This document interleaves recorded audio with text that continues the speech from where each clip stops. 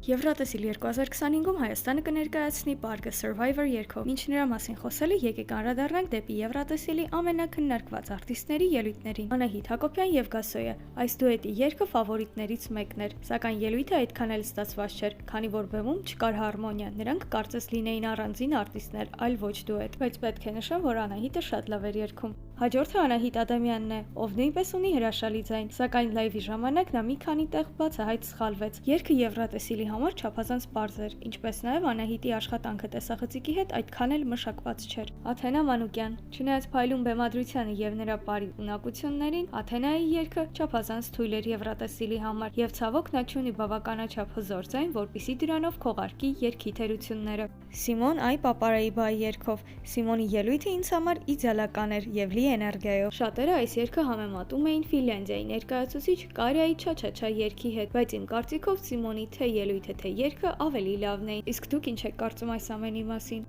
Արսեն եւ Կամիլ, իրականում սա շատ հետաքրքիր մտահղացում էր, սակայն թե երգը թե ելույթը կարճ ասած ստացված չէր։ Ֆլորա Վիչախչյան, նա բավականաչափ փոփոխություններ էր կատարել երգում, ինչի նպատակը իմ կարծիքով վոկալային տվյալներ ցուցադրելն էր։ Նման մոտեցումը ընդունելի է Նուկով Սևմիեսի հաղորդման համար, բայց ոչ Եվրատեսիլի։ Եվ վերջապես բար խարիզմատիկ արտիստ դինամիկ երգով, ինչը միանշանակ հիշվելու է շատ ու շատ եվրոֆաների կողմից։